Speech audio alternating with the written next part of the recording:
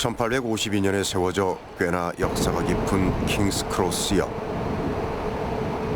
지금은 런던 중심부에서 3km 정도 떨어져 있지만 그 당시만 해도 유럽의 교통과 산업의 중심지였죠.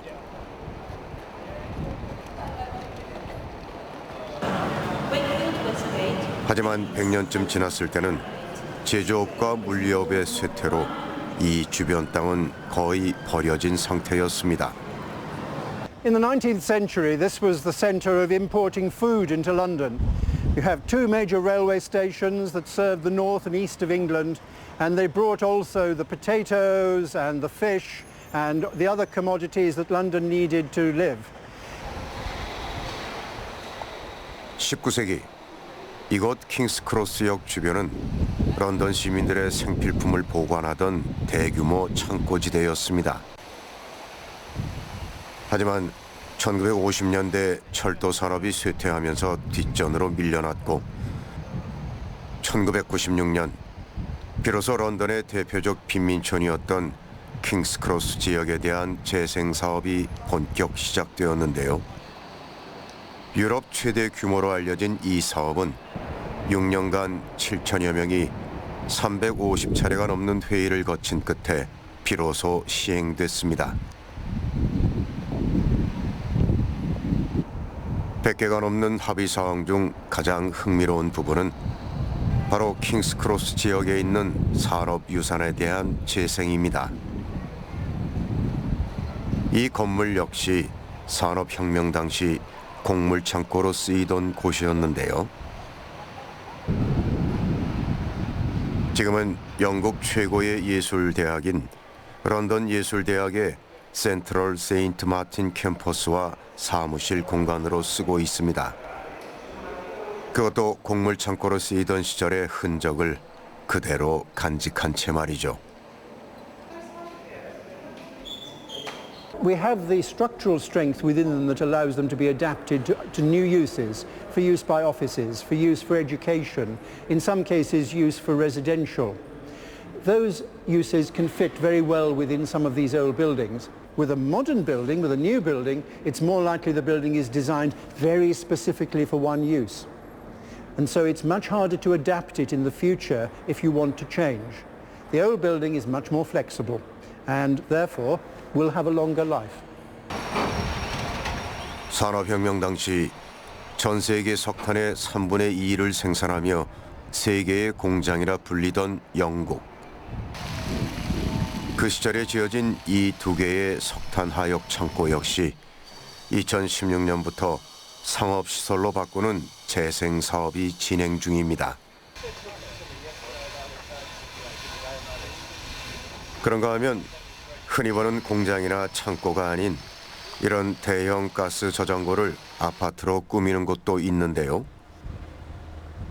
가스로 가득 찼을 때는 일상생활과는 거리가 먼 산업시설이지만 이렇게 그 쓰임이 끝나고 나면 그 어떤 것보다 독특하고 튼튼한 구조물이죠.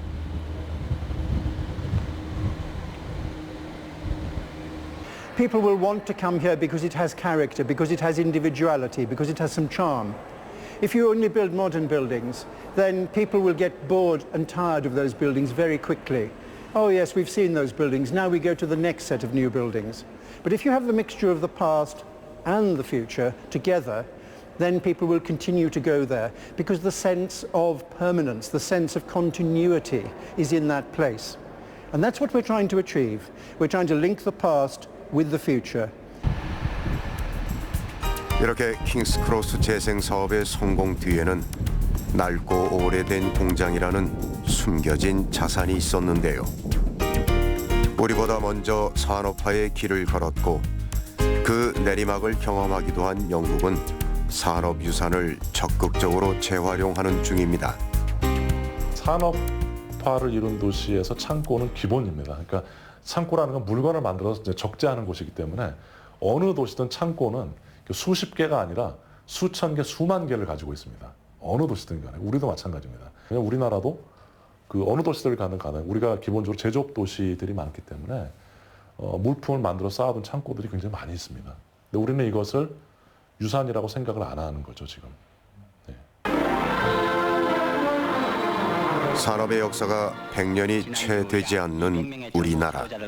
외국 사신들은 앞으로 울산이 특정공업센터로 지정된 것도 1962년에 와서의 일입니다. 건설공사의 기공식을 목격하기 위해서 경상남도 울산으로 여행했습니다. 그야말로 허허벌판. 5개년 계획의 기공식 아무것도 없는 곳에서 그렇게 우리나라의 산업이 첫 발을 디뎠습니다. 된 것입니다.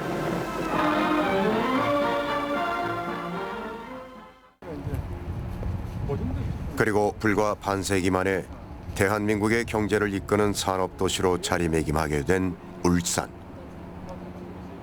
그 사이 그 역사적인 울산 특정공업센터 기공식 현장은 모두의 기억에서 잊혀진 듯 했습니다.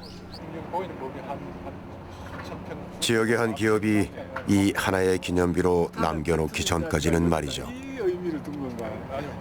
6월 1일은 이제 울산이 시로 승격한 날이고, 그 다음에 92년이라고 하는 거는 이제 62년에 여기서 기공식 했으니까 딱 30주년이 되는 해가 되고, 그걸 기념했는데 참 재밌게도 이제 당시 여기 있던 회사, 즉 동양나이론이라는 회사가 그 임직원들이 이제 자기들 이름으로 이비석을 세웠거든요. 저는 그게 굉장히 의미 있다고 생각하고요. 만약에 그분들이 그때 이비석마저도 안 세웠으면 이 장소에 대해서 아마 지금 아무도 얘기 안 하고 잊혀졌을 것 같아요. 오직 이 기념비만이 기억하고 있는 대한민국 산업의 역사. 그런데 이곳 장생포에는 울산공업센터 기공식이 열린 당시의 기억을 떠올릴 수 있는 오래된 창고 하나가 있습니다. 기공식 현장과 불과 100여 미터 정도 떨어진 곳에 말이죠.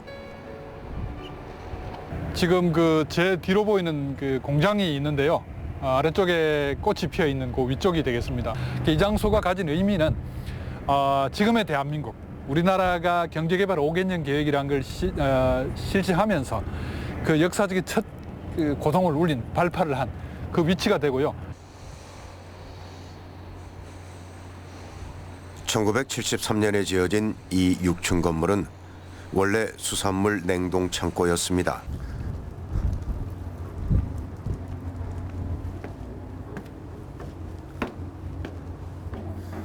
진짜 생각보다 많이 썩어 있네.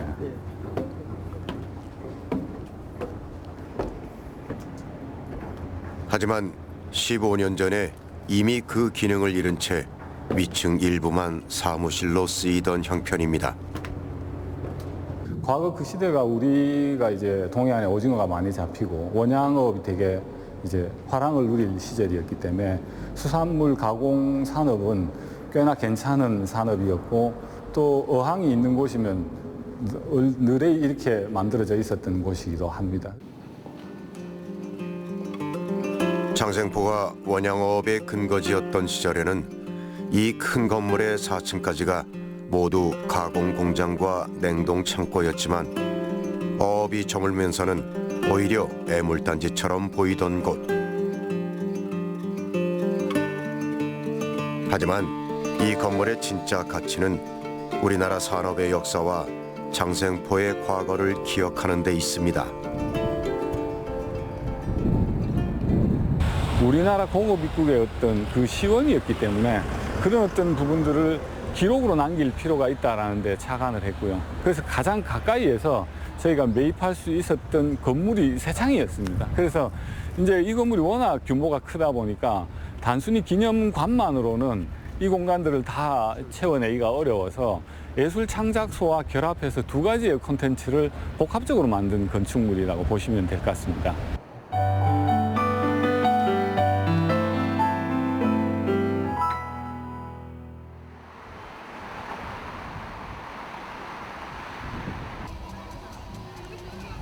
그렇다면 앞서 지난해 복합문화시설로 문을 연 마포문화비축기지의 재생 과정은 어땠을까요?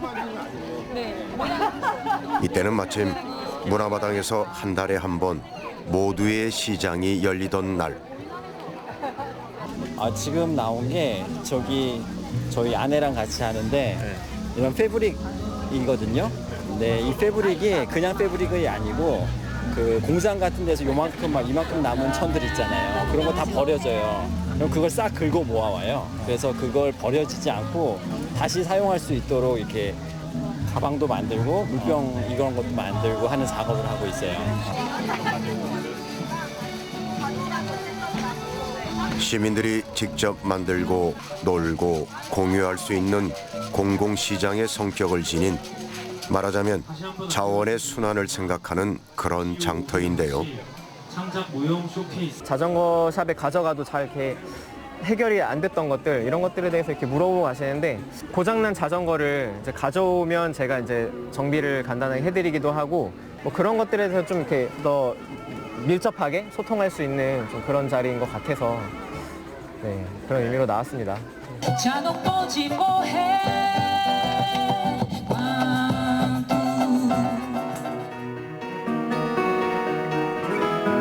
모두의 시장처럼 이곳의 가장 큰 의미는 바로 산업자원의 재활용입니다.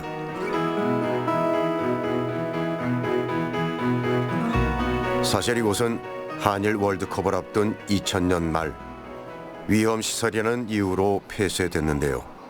그전까지도 그야말로 꽁꽁 숨겨진 곳이었죠.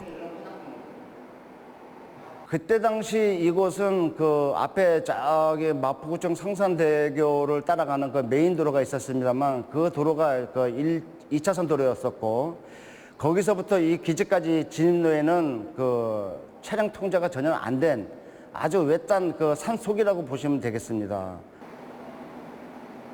시민들이 매봉산 자락에 석유 비축 기지가 있는지조차 잘 모르던 그때 그 시절. 5개의 석유 탱크는 산자락 깊숙한 곳에 숨겨져 있었는데요. 서울시는 그 원형을 보존하기 위해 이 중 하나를 미래유산으로 지정한 상태입니다.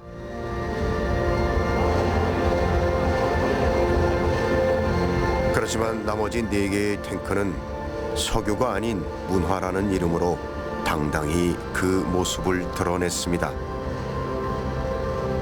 13년간 방치되었다가 국제 현상 공모를 통해 다시 빛을 보게 된 이곳. 1급 보안 시설이던 이곳은 어떤 과정을 통해 이런 공간으로 거듭날 수 있었을까요? 원래 탱크들이 이 진입로는 다 덮여 있었습니다. 그만큼 소중했던 그 시대에 소중했던 부분이어서 땅을 파고 들어가서 콘크리트 옹벽을 세우고 다시 흙을 덮어놓은. 그래서 저희가 설계를 한 과정은 석유 비축기지 구축 과정의 역순으로 다시 땅을 파내고 옹벽을 뚫고 들어가서 공간을 만나는 과정으로 설계를 했는데 그때 이제 과거에 새겨놨던 흔적들이 파보면 나올 것이다가 저희 그 땅으로부터 읽어낸 시간의 주된 컨셉이었는데 석유 비축 기지를 완전히 없애기보다는 재활용하기로 최종 결정한 지난 2013년. 지난 40년간의 시간을 거꾸로 되돌리기 위한 작업이 본격 시작됐습니다.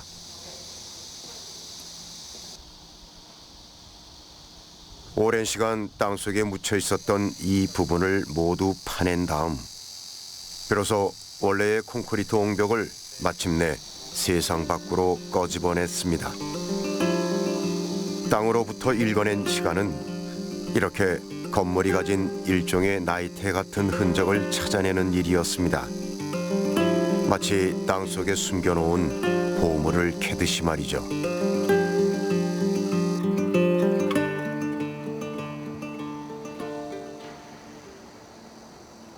석유 탱크 안에 있던 둥근 천장과 수십 개의 기둥을 그대로 남겨둔 것도 바로 그런 경우인데요. 그러다 보니 이곳은 여느 곳과는 다른 빛은 더 적고 소리의 울림은 더 큰 공연장이 될 수 있었습니다. 그 문화비축기지 공간 활용의 특징이 공연장, 정시장 이렇게 특정할 수가 없습니다. 그래서 저희는 이제 비움의 미학을 실현하는 공간이다. 그리고 다양성들을 만들어가는 공간이다라고 표현을 하고 있는데요. 그래서 공간마다 기획자나 예술가들이 많은 제안을 합니다. 여기에서는 이런 프로그램 했으면 좋겠다.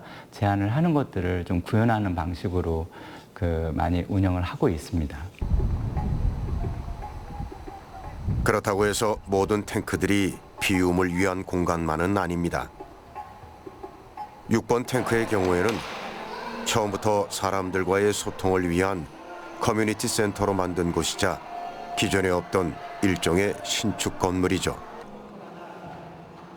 그런데 이곳은 바로 옆에 있는 1번 탱크를 떼어놓고 이야기할 수는 없는데요. 이곳의 철판을 모두 떼어가서 커뮤니티 센터를 만들었기 때문이죠.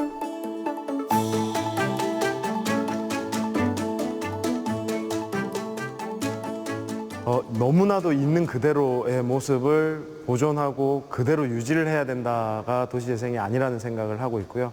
그래서 1번과 2번 탱크 같은 경우는 철제 탱크가 정말 해체가 돼서 없어짐으로써 이렇게 다른 새로운 낯선 공간을 만들어낼 수 있다는 것. 그러니까 그 건축물이 갖고 있는 그것뿐만이 아니라 그것을 만들기 위해서 했던 행위들, 철제 탱크를 보호하기 위해 했던 콘크리트 옹벽, 그리고 만들어 놓기 위한 지형에 새겨진 흔적들을 보여줄 수 있는 공간은 철제 탱크가 해체되어졌기 때문에 만들어질 수 있었다라고 생각을 합니다.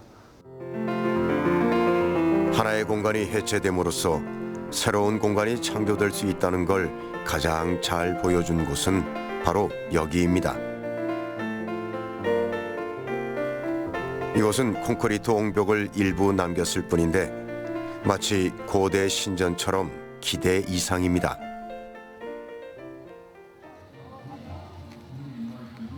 그러면서도 때론 영화관이 되기도 하고 때론 야외 공연장이 되기도 하는 다양한 변신까지 가능해졌습니다. 일상생활과는 조금 떨어져 있던 산업시설이었다가 문화 공간으로 돌아온 지금, 사람들은 그 모습을 어떻게 바라보고 있을까요?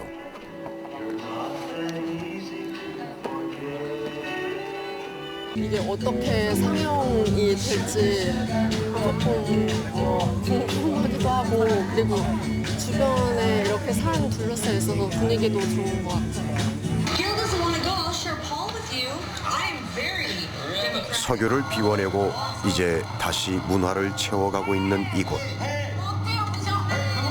그렇다면 우리는 지금까지 왜 이런 산업유산의 진정한 가치 혹은 재생사업을 통해 얻게 될 또 다른 가치를 채 알기도 전에 그런 시설들을 모두 없애거나 허물어 버린 걸까요?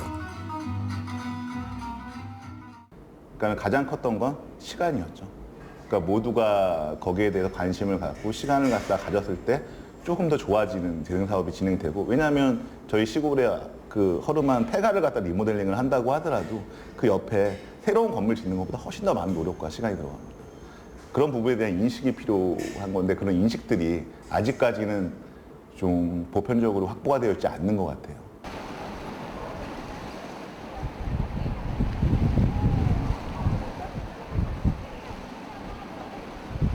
지난 2000년 템스강에는 밀레니엄 브릿지가 생겼습니다. 보행자 전용 다리로 지어진 이곳은 새로운 천년을 기념하기 위한 밀레니엄 프로젝트의 하나였는데요. 이 다리를 건너면 만날 수 있는 또 하나의 밀레니엄 프로젝트가 바로 테이트 모던 미술관. 99m에 이르는 높은 굴뚝이 말해주듯 이 건물은 원래 뱅크사이드 화력발전소 건물이었습니다.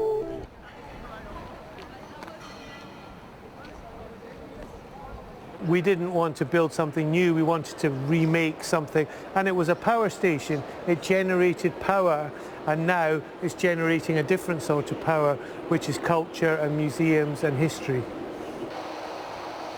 1947년 발전을 시작해 1981년 오염 문제로 문을 닫은 뒤 20년간 방치되었던 곳.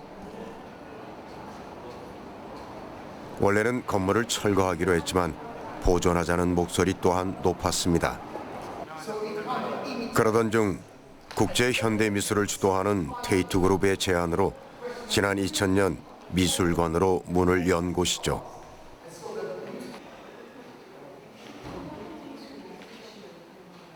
And what they did was keep the shell of the power station but transform it. So this hall that we're in now originally was full of equipment and turbines and all the apparatus of the power station. They decided to clear it and make it into this beautiful space that is now used for art and many other functions.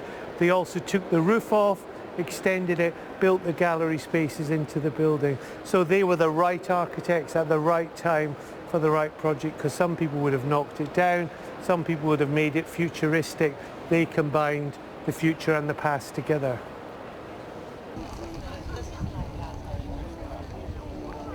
영국의 유명 건축가 길버트 스코트 경이 설계한 이곳은 건설 당시부터 높은 평가를 받았는데요. 길이 200m에 이르는 강철 프레임 구조에 벽돌을 쌓아 올려 만든 공간. 재생 과정에서 화력발전소의 원래 모습에는 거의 손을 대지 않았습니다. 이 때문에 테이트 모던은 화력발전소 시절의 공간을 그대로 전시해 놓은 곳이나 마찬가지입니다.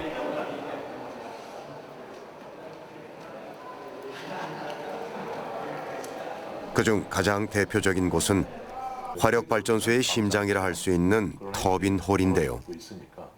미술관이 된 지금도 터빈홀이 있던 자리는 그때와 마찬가지로 이 건물에서 가장 의미 있는 공간입니다. 이제 핵심은 이제 터빈홀.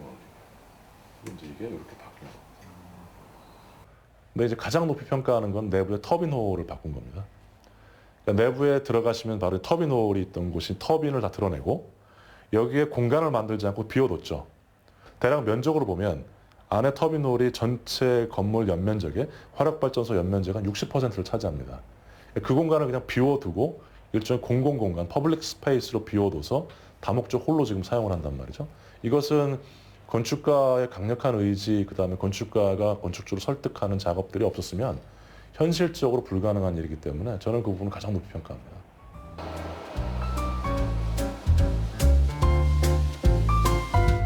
그렇게 해서 높이 35m에 이르는 천장의 이 넓은 공간은 테이트 모던에서 그 자체만으로 특별 전시관이 될 수 있었습니다. 이렇게 테이트 모던은 기계로 가득 찼던 산업유산의 무한한 가능성을 보여주고 있는데요.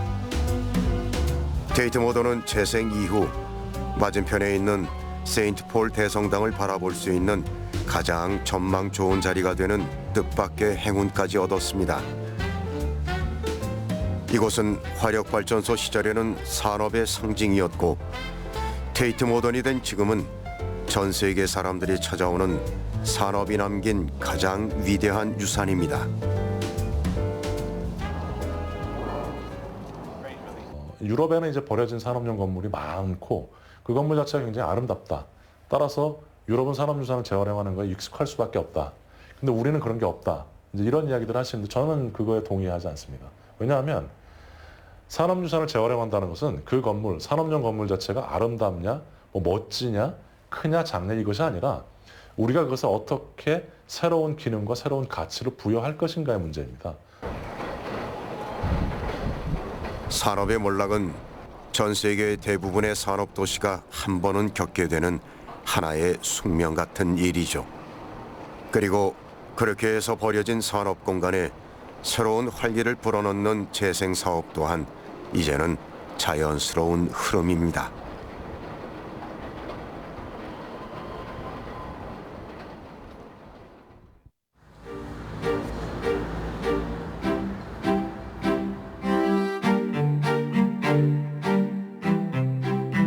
우리나라의 경우 오래된 공장에 관심을 돌리기 시작한 것은 비교적 최근의 일인데요.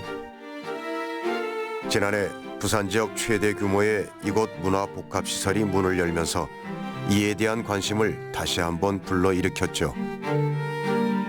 현대적 감각을 지닌 이색적인 공간이 원래는 공장이었다는 사실만으로 사람들의 시선을 끌기에 충분했습니다. 이곳은 공장이 처음 설립된 해를 기념해 아예 F1963이라 이름을 붙였는데요. 이곳 공장의 추억을 담아 기획전까지 마련됐습니다. 그건 바로 2명의 기획자와 22명의 작가가 참여하는 특별 기획 프로그램인 철인전. 한때 산업의 현장이었던 이곳에 철과 사람을 주제로 한 전시를 기획한 것만으로도 꽤 의미 있는 일입니다. 이 철인 전시는 이 F1963이라는 공장이 예전에 와이어 로프를 생산하던 공장이었거든요. 그 공장의 어떤 역사적인 정체성을 좀 살펴보고자 해서 어떤 철의 상징적인 의미를 좀 들여다보고자 하는 전시입니다.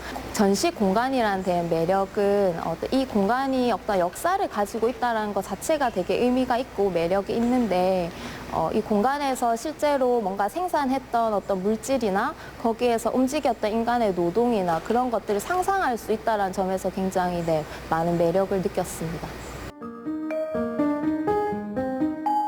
설립 이후 45년간 강철선으로 꼬아 만드는 와이어 로프를 생산했던 이곳은 공단 지역에서 쉽게 볼 수 있는 그저 평범한 공장 중 하나였는데요.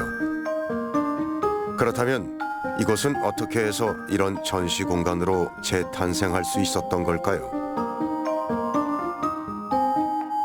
2016년도에 부산 비엔날레 특별전을 여기서 개최하게 되었습니다.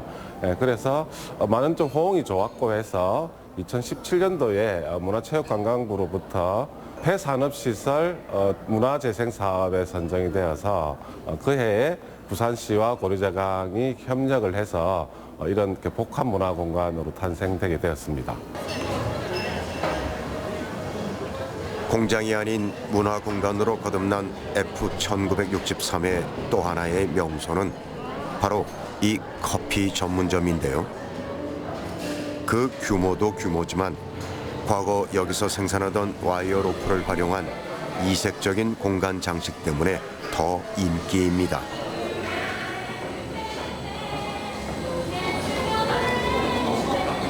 저희가 그 건물을 개조하면서 쓰레기는 하나도 안 나간다. 콘크리트 바닥 잘라낸 것도 다 재활용했고 철판도 다 재활용했고 심지어 트러스 같은 경우도 재활용해서 가구를 만든다든지 창호 같은 경우도 있는 걸 그대로 보존하고 그래서 그 안에 있었던 것들을 버리지 않고 다 사용하는 방식으로 한 부분을 좀 주목해 주시면 될 것 같습니다.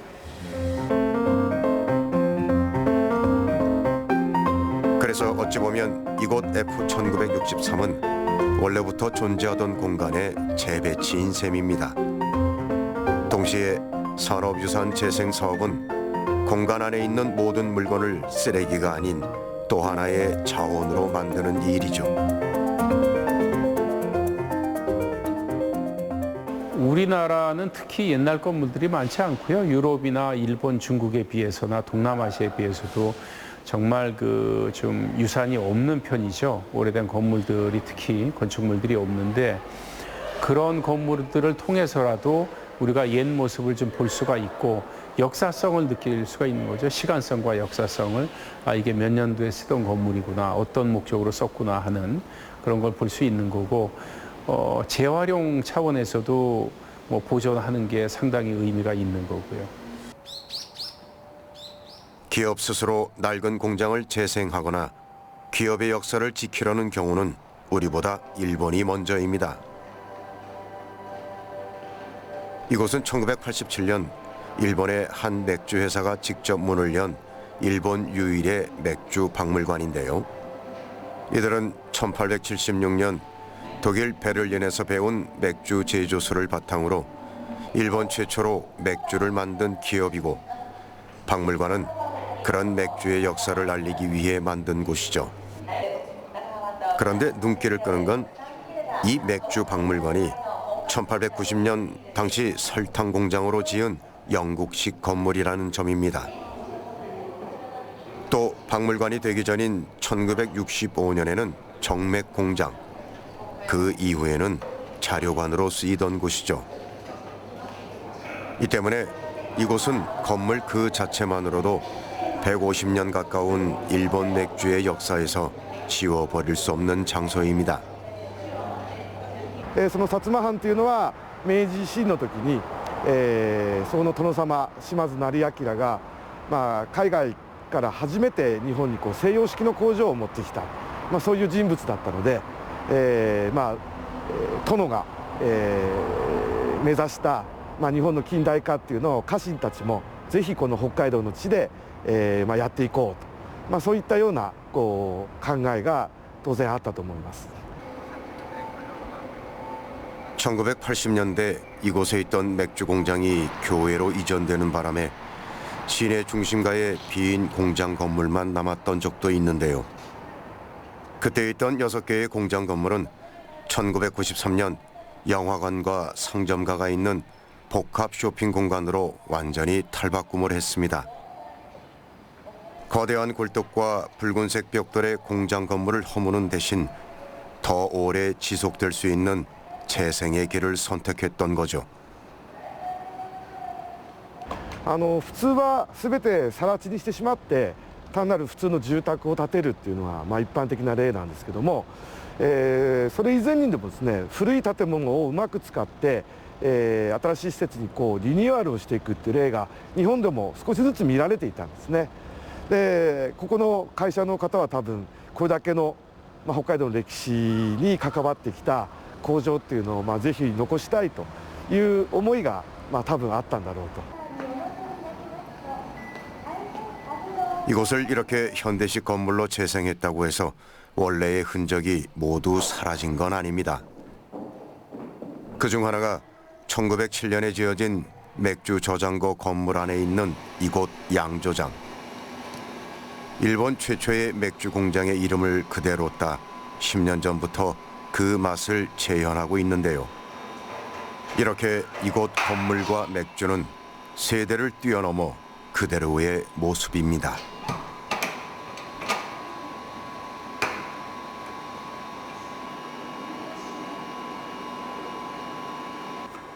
当時はもうほとんど手動で、今と違って、部屋全体が冷やしてビールを冷やしてるという時代ですので、蔵の中入るのにも真夏でも冬の服装中にいっぱい着込んで入って、仕事をしたという思い出があります。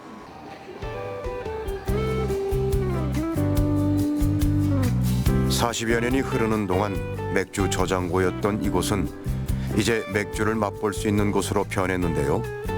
그래도 변함이 없는 건 세 개의 터널로 된 이곳의 건물 구조입니다.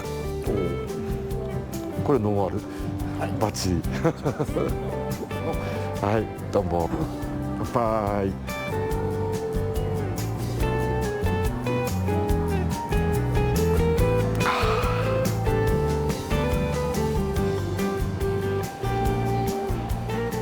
비록 시대의 요구에 따라 다른 용도로 쓰이긴 했지만 그때마다 똑같았던 점은 공장의 옛 모습을 지키려는 노력이었습니다.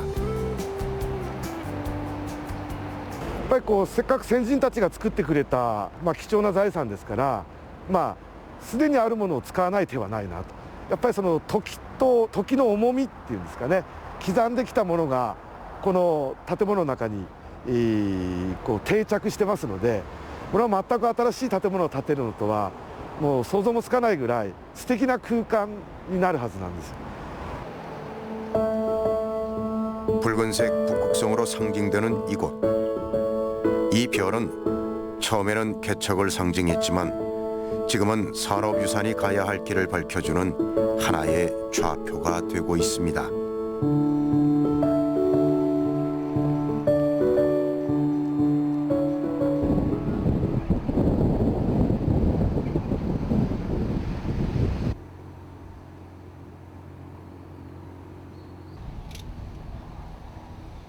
그 사이 울산 장생포에 있는 냉동 창고도 재생을 위한 준비에 들어갔습니다. 특히 이곳에서 많은 사람들이 기대를 모으고 있는 곳은 예술 공간인데요. 과거 냉동 창고가 있던 바로 이곳 2층에서 4층 사이입니다.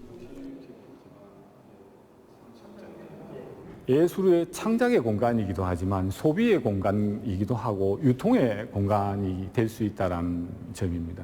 물론 아까 말씀드렸듯이 4층과 3층에 예술 창작 활동이 일어나는 스튜디오라든지 작업장이 된다면 그 밑에 있는 2층은 여기서 만들어지고 여기서 기획된 상품들이 전시되고 공연될 수 있는 공간이 되고요. 사실 여기에는 예술 창작소 외에 울산공업센터 기공식 기념관이 1층에 들어설 예정인데요. 이 냉동 창고가 상징성을 가질 수 있었던 건 건물의 역사나 규모가 아니라 바로 이곳에 있었다는 사실, 그것 하나만으로도 충분한 이야기입니다.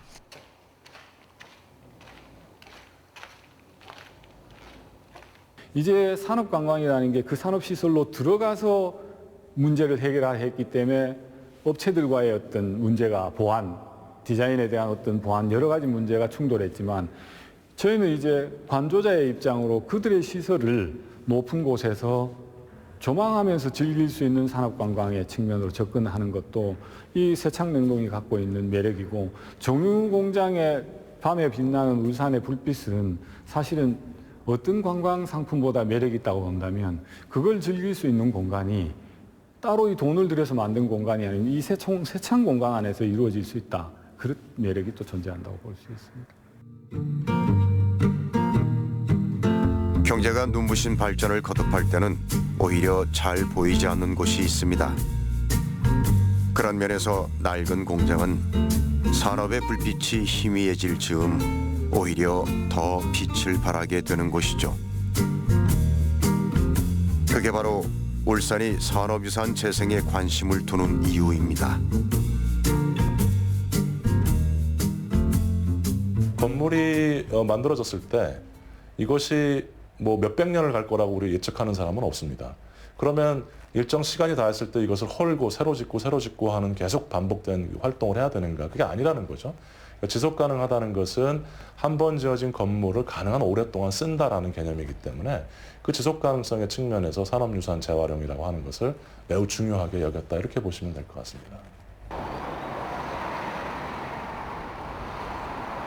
사실 산업유산을 재생한다는 것은 하나의 건물만을 이야기하는 건 아닌데요. 그걸 가장 잘 보여준 도시는 프랑스 낭트입니다.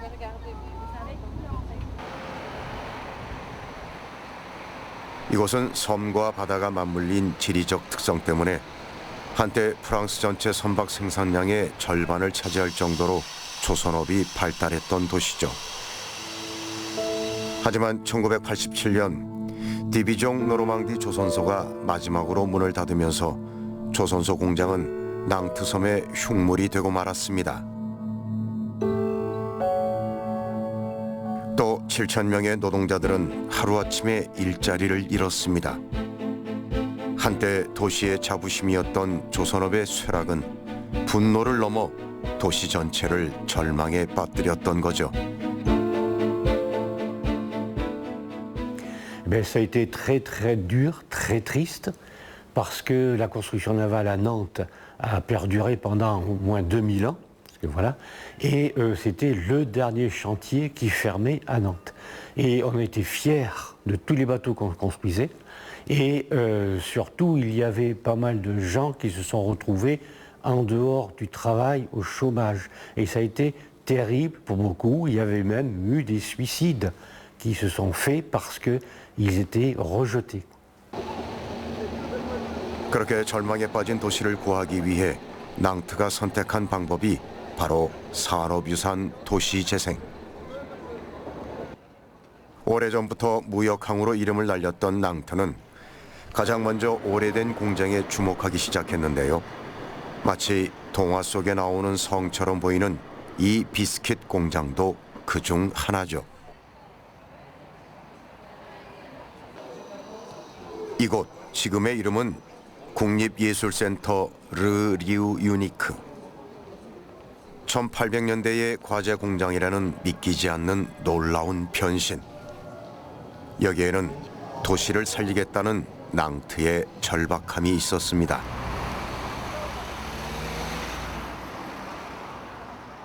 ça n'est pas une ville avec un très fort patrimoine, avec un très riche patrimoine.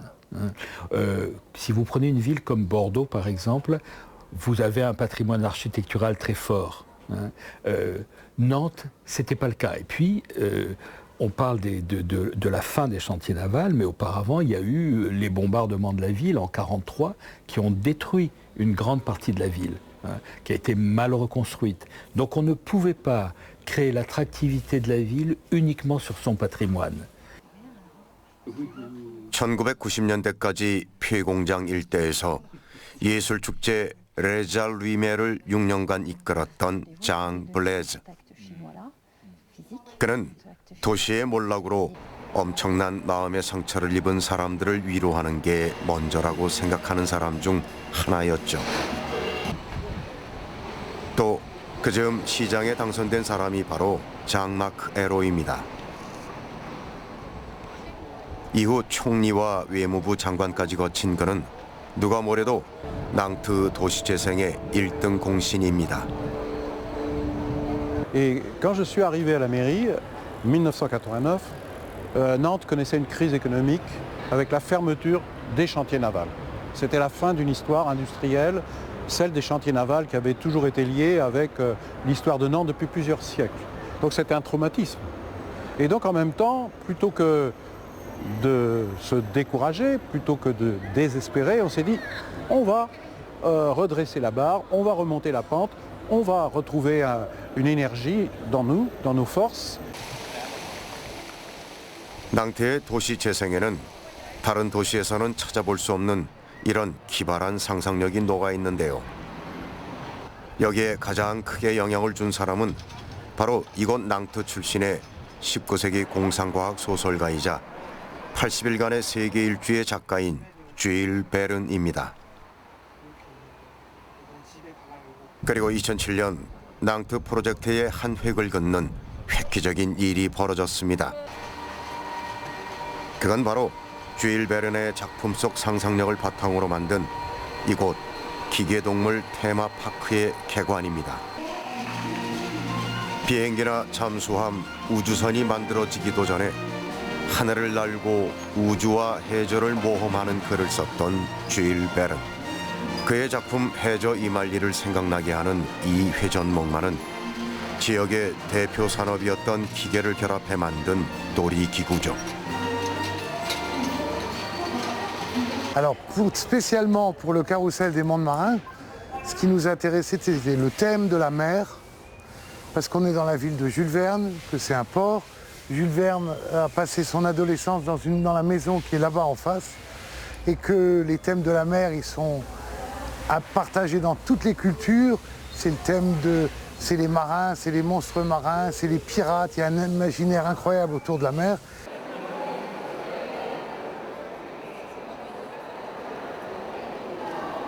일명 공상과학기계의 섬으로 불리는 이곳은 예전에 조선소가 있던 바로 그 자리. 그중 가장 눈길을 끄는 것은 기계의 움직임을 이용한 다양한 동물 모양의 놀이기구입니다. 공장 지붕이 그대로 남아있는 이곳이 바로 기계동물 체험장인데요. 이런 기계동물의 관절에 쓰인 건 역시 조선소에서 버려졌던 고철입니다. 이렇게 기계로 만든 다양한 기계 동물들이 인기를 끌면서 이곳은 가장 독창적인 놀이기구라는 평가를 받았습니다. 한때 조용했던 낭트 섬이 이곳을 찾아오는 전 세계의 수많은 사람들로 다시 북적이기 시작했고 도시 재생으로 이곳의 인구도 13,000명에서 2만 명으로 늘었습니다.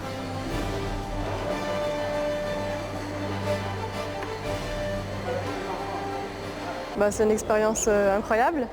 D'être dans se faire transporter par une machine, c'est fantastique. Moi, j'adore ces objets qui sont très beaux et voilà, avec plein d'ingénierie, donc c'est magnifique. C'était merveilleux, c'est comme devenir un enfant, c'est génial, c'est super, vraiment intéressant. 처음 개장 이후 다양한 기계동물을 꾸준히 만들고 있는 이곳 테마파크. 그렇지만 이곳에서 가장 먼저 만들었고 가장 크게 인기를 끌고 있는 동물은 따로 있습니다.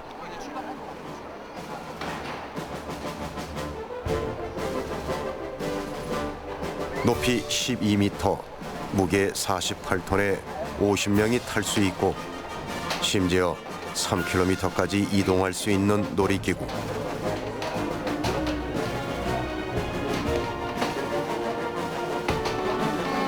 바로 이 기계 코끼리입니다.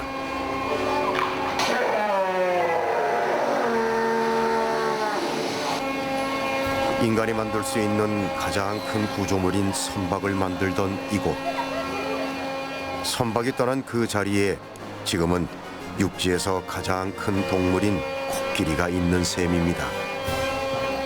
Et puis quand Jean-Marc Ayrault a dit mais maintenant, ce qui a été une catastrophe au moment de la fermeture, c'est une chance incroyable parce qu'au cœur de la ville, il y a des dizaines d'hectares libres et Nantes peut réinventer son centre-ville.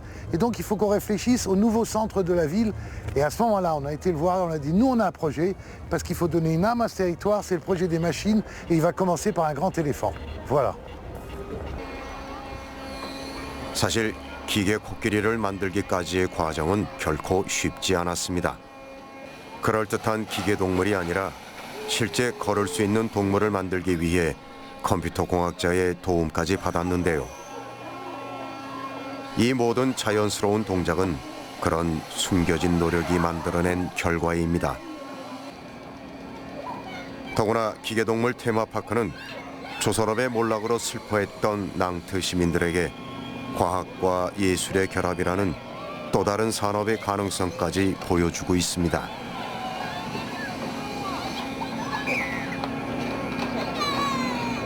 Ce qui est important, c'est de conserver la mémoire quand même.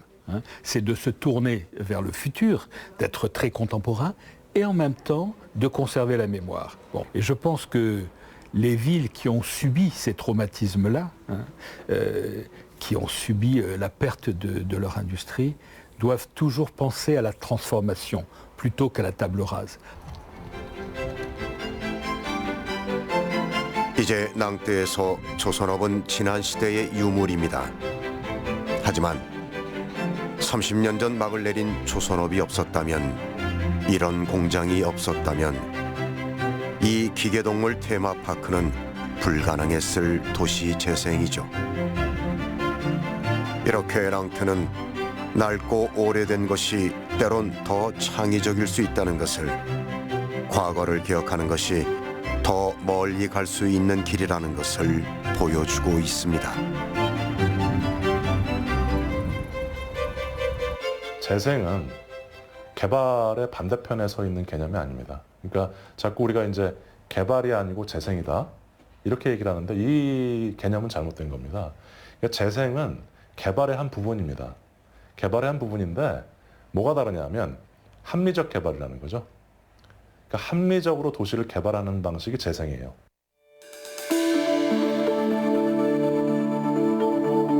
산업유산 도시재생은 도시를 살릴 수 있는 가장 합리적인 개발이면서 오래 지속될 수 있는 또 하나의 선택입니다.